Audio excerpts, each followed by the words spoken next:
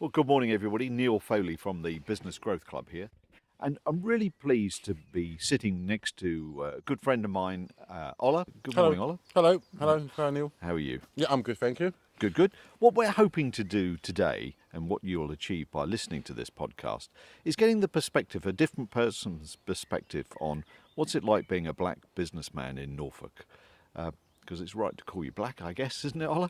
Actually, I'm not black, right? And, Yeah, we do have this issue. I mean, what do we we do call have you this then? issue. Look, I'm actually brown, right? Yeah, there True. are black people on the planet, but Yep. I'm not one of them. Okay. Right? And I do get offended when people call me black. But for this interview, you can call me black. But I do get offended because I'm actually brown. Yeah. Yeah, and you don't get offended if somebody calls you a brown person. No, no one ever calls me No, I know brown. absolutely. Or a No, person of colour. a person of color or African descendant is, Yep. is probably Yep. the when I fill films and it says black British, but I'm not black. So they're trying to be politically correct, but actually that is not correct because it is actually very wrong in my opinion. But that's what we've been labelled as. But yeah, there we go. Well, we'll learn more about that as we go through because Yes, because you it is will. a minefield for us, normal white middle class people, especially in Norfolk, because there aren't actually Can I that just many stop you people there? there. Sorry, Yeah, go on. because it's Caucasian. Okay. It's a politically correct Term. term well, at least in America anyway. Okay. Yeah, but sorry.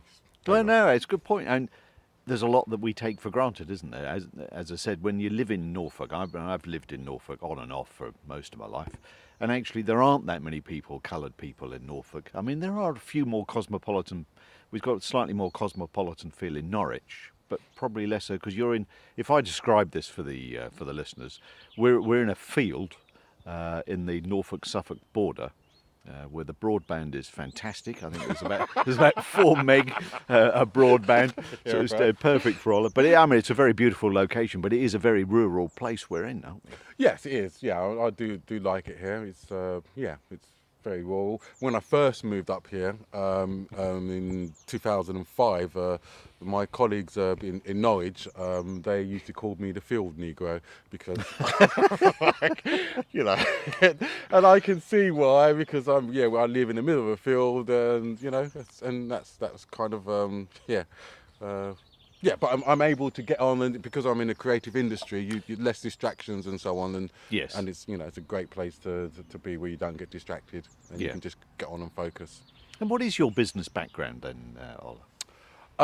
Well, I've been in the music industry since the early '90s, where initially I started on a record store and then started distribution, set up a record label, and then we went into publishing, and then we also did as things moved on, we went into different areas because you can't stand still in business. You've got to move with the times, and then settled with music publishing, and then we now really we produce music for the media, which is called production music, where our music is used in films, for corporate use, for adverts on the TV, radio, and all that kind of stuff. That's where we currently are at the moment, and and also to diversify a little bit more because the music industry is getting a bit tough to combine because we do we've got the media with the film and the adverts and so on, and we're producing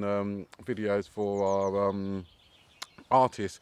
In the last 4 years we started to produce corporate videos, promotional videos for small businesses. Okay. So, and what on earth then made you come to Norfolk? Because I guess that most of that type of work will have been based in London, presumably. Yes, I mean initially, it was more for personal reasons than business. And back in those days, you mentioned broadband. We were a little bit more on the internet. It wasn't a problem. I could do business quite easily with our customers in London and the different parts of the world because we trade with our biggest client is in America and most of our income comes from our biggest client is in Germany and most of our income comes from America. Uh, but yeah, it was more personal reasons for quality of life and something different. Yeah, and initially for the first 2 or 3 years, it was fine. There was no, I was able to trade as well as I was when I was in London. But then it became more difficult because as the industry got tougher, I had to be. I wasn't seen as much, so it was difficult to attend all the networking events and meetings and different events where people would be to because you need to keep your face about. So that became a little bit more difficult. Plus, also, I found locally that the talent wasn't as there's lots of talented individuals, but I couldn't find uh, people who could actually produce and provide a finished product. Yeah. And that's where with the producers, that's where kind of like things started to uh, you And know they're still based in the big cities, are they? Genuinely, because what I found moving to Norfolk and is that basically it's young people are the key to to the music industry. It's very youth orientated, at least to keep it all moving and to keep my business going, because they have the most dispensable income and so on. But you employ young people, you get some really good smart ones on, and then they fuck off to London because that's where their opportunities are. Well, So, yeah. you know, Rural Norfolk has attractions of people of a certain age, but no, young people got to cut their teeth, and they're bound to do it in the big cities, aren't they? yeah, and that's I don't blame them. Yeah. They want to go to the big lights and whatever else. But that's so we had a little bit of a problem with holding on Yeah. to those the talent, because you develop them so far, and then I'm sure it's not just within the creative industries, but most industries Yeah. they would go to the main cities because they're Yeah, and yeah. Now it's something that young people have to do, isn't it? yeah. So as a man of colour, I've got that right now. Coming to Norfolk for the first time, what sort of reaction did you get from the locals? Well, I, I thought it was, I didn't see any real indifference from being in London. I mean, I did get some prejudice, but I mean, from my experience in life, everyone experiences some kind of prejudice, no matter who you are, what you do. We're all different in one way or the other.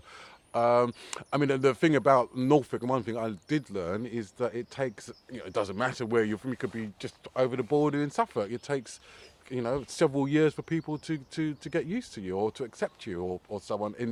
On a personal social basis. Business people are a little bit more open-minded because they have to be. But yeah, I mean, personally, I didn't find any real issues with my colour.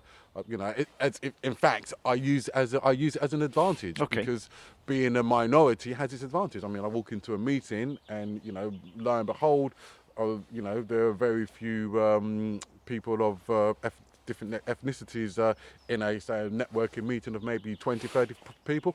I'm instantly noticed, and people notice me. So there we go, and that's for me is a big plus, and is kind of like it's good for marketing. So if you want to be noticed, then no, don't paint yourself a different colour or anything like that. But It sounds like the black and white minstrels. I'm not sure we should be blacking ourselves up. No. Maybe I'll try that next time. I'll see what reaction I get. Yeah. But no, it's a good point, isn't it? Because I mean, you're a tall guy as well. Not particularly handsome, but I mean, but you can't have everything. But you're a tall guy, and as you say, of brown or black or of colour, so you will stand out, won't you? Especially in Norfolk and Suffolk and places like that. yeah, I mean, I think that with in the business community, if you have a negative outlook, then people are not going to look. They're not going to want to do business with you. And if you look at the stock market, it thrives on positivity, Yes. rather than, and if you have a negative outlook, then people are not going to want to do business with you. So I think it's all about looking at what's around you and taking something that would normally be, some people may deem as a negative or hindrance, and make a positive thing out of it. Yeah. I guess you've touched on an important point there, because I guess it's quite easy to cast ourselves as victims sometimes, isn't it? And have a victim mentality that I would have done X, Y, Z, but this was against me and that was against me. Yeah, I don't get that victim mentality because we all can. Everybody's a victim of something. I mean, I could be a victim of my own success. I'd rather be that kind of victim Yeah. rather than a victim of something that's negative. So yeah, yeah, we could all be victims. I mean, I mean, I've been in situations and for all my life where I've genuinely been a minority. I'll give you one example of something that, where a split second where I felt that something could go horribly wrong here. Must have been the early 90s. There's this music called Hubba, which is a European fast, aggressive techno music. Like we call it Gabba in the UK. We're used to. It's not so popular nowadays. And it's young people. So I normally dance to it and go clubbing to it. So I knew the promoters. We were in this club in Belgium. They were in this arena, this go karting or something arena, and there were about 20 to 30,000 skinheads. Yeah, white skinheads. Wow. Yeah, and they were dancing to this aggressive music. I was with the DJ and a couple of ladies, and one of the ladies wanted a drink that wasn't available where we were standing behind the VIP bit. The guy said you have to go to the other end of the arena, and I thought, being a gentleman, I'm going to make that trip. So I went across the arena thinking, oh my God, what am I doing here? Right? And Absolutely. all of these guys dancing around to this aggressive music. And then I came back with the drinks. And then all of a sudden, right, they were putting their hands up like a Nazi salute. And I just thought, for a split moment, I thought, oh my God, I'm in trouble here. And I looked up to the DJ and the MC, and lo and behold, yep, he was a black guy. Right, Really? so, but you just see what I mean. Yeah, You yeah. kind of like we perceive that people or things can can cause you problems or issues, but lo and behold, that kind of situation, it was actually another, I called him black, but Mm. a person of colour, actually asking all the guys, all the young people in that arena to raise their hands up. But they were. I also found out afterwards the music and the music industry around that genre of music were against racism, and they had a big campaign about Gabba against racism. So yeah. I guess it's. I mean, we all judge people on looks, don't we? I mean, we're making split decisions about all sorts of things, aren't we? When we meet people or hear people talk or whatever, and skinheads would make you think far right normally, wouldn't it? Yes. You just would. You'd Yeah. assume they're racist and the rest of it. Well, if you go back to ska music, Yeah, yeah, yeah. that's Ska was very integrated, wasn't it? yes, it And was very, yeah, because they had skinheads as well, yeah, didn't they they? did. But it Yeah, yeah, wasn't, they yeah. did. So, yeah, I mean, I think people can. I mean, it is quite funny when sometimes I do. Don't get me wrong. I do. I am often faced with people who are. I'm not going to say racist. I'd say prejudiced and ignorant, Yeah. because the individuals who will look at people because of indifference. I don't think it's because they will. I think they will be derogatory or have some issue with anybody. Yeah, short, That's fat, ginger, it doesn't matter yes. what it is. Yeah, No, yeah, yeah, exactly. yeah. So you do find them, but then it's from my experience, the best thing to do is to challenge their ignorance and actually be friendly and overcome them. Yes. And show them love and blah blah blah, and make them realise that, well, there's no indifference, and We're all human. we're all human. We can actually help each other out. And look at you. Look, are you any different? You've got some differences there. And to me, it doesn't matter whether I'm, as you say, black, ginger, a female, disabled. Whatever. Whatever. Yeah. Yeah, no, I agree. I know you hear this term institutionalised racism. That's been around a long time. It really, I suppose, since the Stephen Lawrence thing, really, didn't it? When the Met Police got Yeah. branded as that. Is that something that you're conscious of? I mean, I have, again. It's like I have experienced that, and we will experience that, and it's just. I think it's just human nature. Okay. The people are, there's. I mean, some people will say to you, I don't like the police. Well, actually, I've got a lot of respect for the police, Mm. and so on, because who would you go to if you had problems? You go to the police. I mean, we look at Barack Obama, who, so institutionalized racism. I mean, he was the most powerful man on the planet for 8 years, and now we turn over and we get a Caucasian guy, and look at all the trouble that he's causing. Not all white people are like that, though. No, I know, but I know, But I know what you but mean. but yeah, and in terms of I'll tell you what, actually, institutionalized racism, I see that as, I turn it around and make it a positive thing. So when, um, there's quite a bit of one thing that I have capitalized on as a business in Norfolk is funding. Yep. And then there's this little box that says, "What ethnicity are you?" Yes, of course. Yes, of course. So you've got a natural advantage So I've there, got a haven't you? natural advantage. Oh, I'm I do put Black British, but it's like, oh, okay. So they have, so it's actually reversed. So Yep. in some cases, because of society, they recognise that there may be an issue. There is an issue, and some people may you know deem it as being an issue. They actually, because I'm a minority here, I can gain from that, and that's the institutionalised positive Yep. discrimination. Yep. If you see what I Yep. mean. I think sometimes society can be overly politically correct. I mean, with my um, if you hear some of the conversations I have with my friends, we use N word quite regularly, Do you? and these are Caucasians saying it to me, and people go, oh, but and it it doesn't work. It doesn't matter. The music industry and creative industries are very acceptance of indifference. Yes.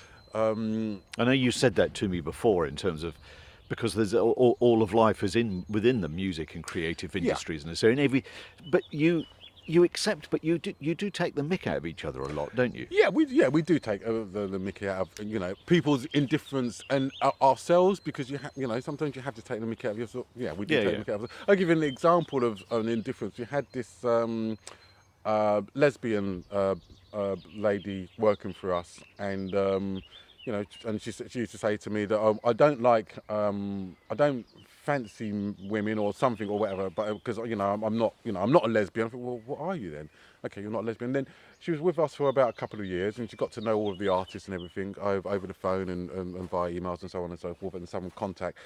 And then all of a sudden she started to change. She was quite well endowed, and then slowly but surely, I didn't really notice, but looking back, she started to morph into a man. And then she didn't tell me, but then initially, but it got to one point where we were driving in a car, and then she put her iPod into my car system, and then it came up with this a name on it. It said Aiden. I said, oh, who's Aiden? She goes, oh, that's a friend's iPod. Went, oh, okay. And the next day she came into work and said, I've got something to tell you all. I said, what's that? And he goes, well, actually, over the last 6 months, I've been having my hormones tested changed and all of that, and I'm actually having a sex change. I went, oh, okay, that's all good then. She says, and she then goes to me, but I don't know how we're going to do with all the artists. Could you say that I left, and then my name is and then Really? you employed this guy Yeah. called Aiden? And I looked at her and I thought, do you know what? No, we can tell them that you've had a sex change, and if anyone that doesn't like it, they can fuck off. Yeah. End of story. Yeah. Yeah, end of story. And then she went, oh, okay, right. So she went away. She went to her counsellor and whatever, because you have to be counselled through Sure. this kind of thing. And she put together a letter which we then sent out as an email. And lo and behold, some people made a few comments, but no one was derogatory. It was a bit of acceptance. It was like, we did have some people had a giggle and a laugh, but nothing serious. And it No. was, it was business as usual. And I spoke to some other people locally about it, and they go, oh, they were a little bit apprehensive. And it's like, well, actually, this is what happens. This is the real world. This is what happens. It's quite common in some societies that people have, Yeah. I mean, transgender. Yeah. you'd have to feel courage for her to say actually, tackle the issue. If she's feeling very uncomfortable as to who she is, then change. Yeah, Without a doubt. Yeah, that's her choice. Yeah, yeah. So, as a person of colour in Norfolk, as a business person, you've used it to your advantage, partly through grants and funding, and if there's anything there that might be there just because of your ethnicity, It helps. Yeah. that's got to help, isn't it? What's your overriding memory, if you like, of being a relatively unknown coloured person in Norfolk then, from a business viewpoint? Has it caused you any problems at all? Well, no. I mean, I, I look at that as that if as a spiritual kind of person, it's like we make our own paths, and if anybody or any situation that hasn't worked for me, I look at myself and say, what could I have done differently? How could I have approached this differently? What, this hasn't worked out. Well, why? What have I? It's got nothing to do with my ethnicity or anything. Because if I use that or I think that as an issue, I'm never going to move forward. I have to be able to work within and you know, uh, politely challenge any negativity. So, I mean, I don't get me wrong. I've had some racism, blatant racism comments, but that was sorted out, and there was just ignorant kids. But no, I don't. I mean, it's how you deal with things. I mean, actually, I mean, young people are great. If I did have a little bit of a hang up. A little while ago. Oh, actually, how are we going to deal with this? Because am I going to be the face of the business? Because people aren't necessarily going to, if they see this black guy in our videos promoting what we're doing, they go, oh, he's a black guy, I don't want to do it. And then I don't even remember Harrison. He said, yeah, well, actually, Ola, we don't want to deal with those kind of people anyway. So I was like, Oh, was Harrison a young guy? Was he a young guy, Harrison? He was a young guy, yeah. Good for him. Yeah, He's right, isn't so he? he's right. So we don't want to deal with those kind of people. So Yeah. if they have those people who don't accept, they're actually missing out, Yes. in business or in personal life, because variety is a spice of life. And the more you accept in life, the more fruits you can reap from it.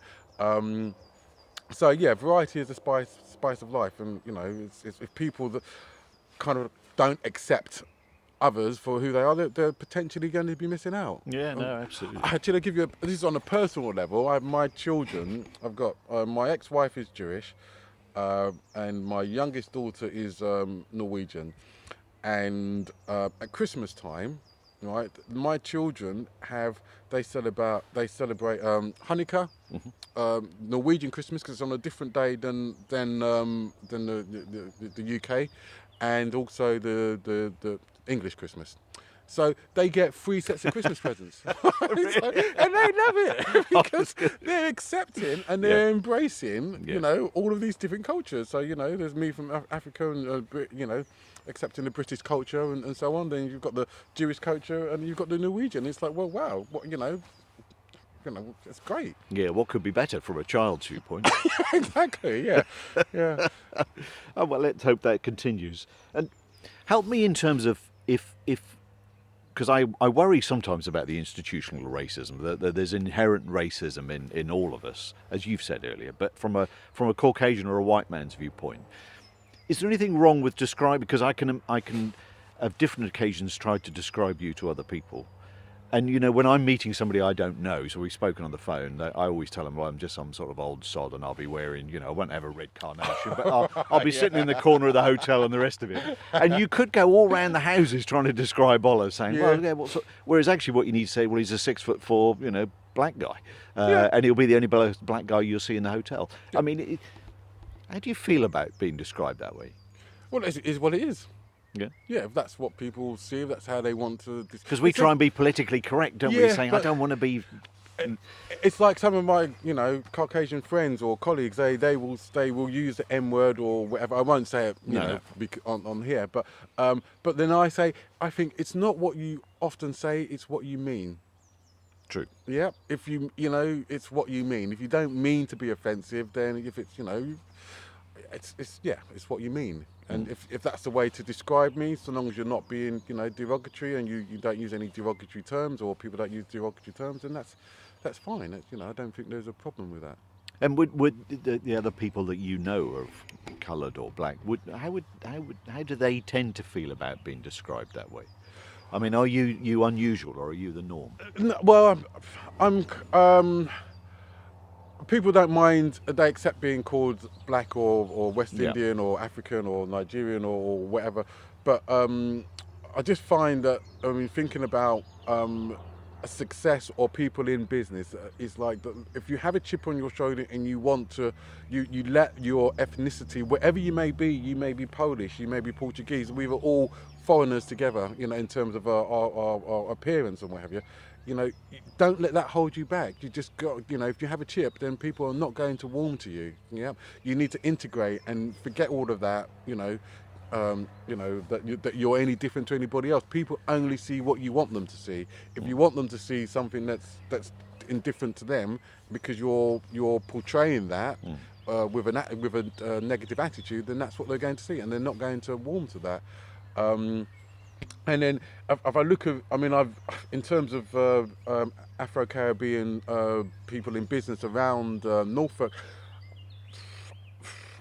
I don't know. I do know one guy actually. We've just done a job for him, and you know he's lived in Thetford most of his life, and then he's moved to Norwich, and he's the same as me. We Yeah. just have a laugh. We just take the piss. We don't care about our colour. We don't. You know, we're not together because of our ethnicity. It's because we get on as people, and you know, that's it. And then this is a funny thing about. And this is, I'll let you in on a secret, right? Go on, and another one. Right, here's another one. Right, you may not listen, for all these people listening to this podcast, if you know any black guys, right, or black women, mainly black guys, like if they're in somewhere like Norwich or Norfolk, and then my partner often says, "Do you know that guy, that black guy over there?" Goes, "No." Why did he just nod at you? Because we have this little kind of nod. We walk down the street or we see someone and we just have a little acknowledgement. That's it. Yeah, are you struggling or are you having a good time? I'm just not acknowledging that we're the same here, aren't we? Yeah. So we're just a little acknowledgement. So just when you're with me down, Yeah. when you're ever with me, you see another black guy. See if we give each other Nod. a little nod. Secret That's nod. it. So you're like the Masons.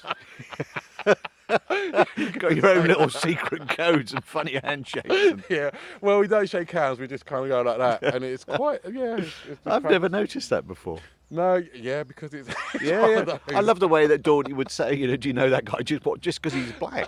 Is that what she meant? No, because we 'Cause you acknowledge did the each other. nod. We do the nod, and she's like, "Hold on, what's going on there?" Don't know that person. Don't know that person, but it doesn't mean that I'm going to get on more like this person. It's No, just no. acknowledgement and so on. And I think more so it's people do it as okay, yeah, I'm just acknowledging you. You know, we may be going through the same struggles, but yeah, I'm just showing you some respect Yeah, here, yeah. and that's that. But from my point of view, I don't see it as I'm not struggling. I have struggled in life, but I've learned to be be positive and positive discrimination and look at whatever obstacles I'm faced, because some may deem me as being of different ethnicity. I think, well, we're all the same. Yeah, absolutely. And the world, I mean, in particular, when I came to Norwich, I was only 11 and then left in the early 20s and didn't come back to about 14 years ago. And actually, it's just a much more cosmopolitan place, just Norwich generally rather than Norfolk.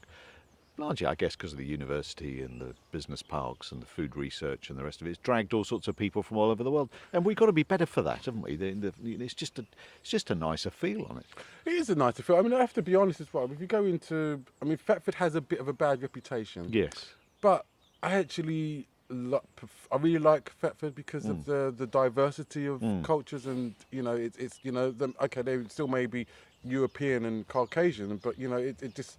It's a little bit of it makes me, people have Norwich is very good. Norwich is good. Yeah, Because not all Europe is actually very tolerant, is it? And as you know, I've spoken to you before, we went to Austria on holiday. And it was only a couple of days in, you suddenly think, actually, I haven't seen any coloured people or black people here at all. The only people of any different ethnicity were probably Turkish, I would think. There were a fair few of those, kind of Germany and Austria. So they weren't tolerant in the slightest, which surprised me, I must admit. Yeah, I mean, I thought about that, and I did kind of like, you did put me off going there for a little while, and then I'm thinking, actually, because someone did invite me. Did Yeah, they? an Well, you should still Austrian go. guy. Yeah, no, and then, I mean, but then it's been like that for all of my, since I've been in the music industry. I've travelled across various places of Europe. I mean, one of the scariest things I did was we were touring Germany, just like in '89 actually. Well, yeah, in '89, '90, and then we got on this train. Me and my ex-business partner, who's my ex-wife, as far east as we could, and then got off the train, went into this little cafe, and then opened the door, looked in, and I thought, oh, okay, and then I looked in and thought, okay, everyone just stopped. It went silent. Really, really, And I just thought, right, okay, the only black African people they would have seen would have been in the US military. really. And I'm thinking, right, should I? I think we better get back. Let's just get back on the train. Right, so, but no, I've travelled through most of Europe. I haven't been to Russia yet, but I don't know people who have, and I think that could be a little bit of They're a tricky, aren't they? They're a bit tricky with any different culture. That's a tricky place. But most of you, I'll tell you another funny story. Actually, I was in Estonia. Went to knew some guys there, some performers, and then people kind of kept coming up to me, shaking my hand and asking for my signature, and I was giving it to them. What the? And I asked them, why is this? Why do they ask this? Because they don't see many black people and they think you're famous. Right? You must be famous because you're here. Because you wouldn't be in Estonia anyway. You wouldn't be in Estonia anyway. So I mean, oh, okay. So there's that indifference thing again. It's like, Yes. well, you might perceive, and that might be your perception. It's like, oh right, and people were looking at me funny. I thought, but then they're actually, oh, who's he? Is he famous? Is he a rapper? Is he this? I was none of that. I'm, not talented at all in that respect. But it's just a perception. So, I think, and all of these things through life have taught me to be positive and use it in a positive way. I don't think since you've known me, I've ever had any kind of issue with, No. saying, oh, so and so because I'm this, that, and the other. Or, No, never. No, you've always been a very positive person. I think you are, full stop. And I think, but then you're a great ambassador to try and, especially in an area like Norfolk where there aren't that many people of different, especially in the rural parts. I think that's exactly what the world needs, isn't it? It's to say actually we're all the same, but different. But just let's all just get on. And from a business viewpoint, who cares? No, exactly. Who cares? I mean, you'll miss out a whole. You're missing out if you Yeah. don't embrace. You're missing out in ideas. You're missing out on kind of more people that you could sell to, different markets and so on. The world is a much smaller place, and if you can understand people of difference, whether it will be people have a lot of prejudice more so against Eastern Europeans in some businesses. It's Yes. like, but then. That's a whole part, as a whole community that you could be embracing, that you could be learning from to sell to or to market to and to help or whatever else. So it's like, it's all about, just embracing it all that you can see. But I mean, I'm sure from my perspective and my experience, some people may be a little bit apprehensive, think, oh, okay, and I think, oh, okay, this person. I don't mean to be single out anybody, but sometimes women can be a little bit. Oh, okay, I don't want to. I found it, and then so I approached them, in a gentle manner, and then just to reassure them, we're not all rapists or whatever they might be thinking, or hooligans or whatever. I do speak relatively well, I think, and just make them feel at ease, as you say, be an ambassador for minorities. And I guess that's true as well. Because am I right in saying your origins are Nigerian? Yes. So of course Nigerians get a bad rap, don't they? Yeah. They do and they don't. But then it's like, well, then so do other people. It's like, I mean, I actually take the mickey out of that. Because I think it's quite amusing and play on it.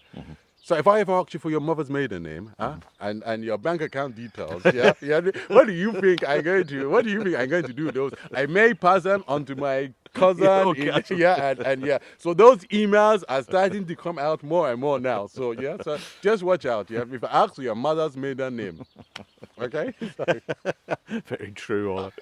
Well, it's been a real pleasure talking to you, Ola, and I hope people have found this interesting and stimulating. And what we will do is put Ola's website details on the podcast text, so if people wanted to get in touch with Ola, etc. And this will be one of a series, so we'll develop this as we go along. But thanks very much for listening, and until next time.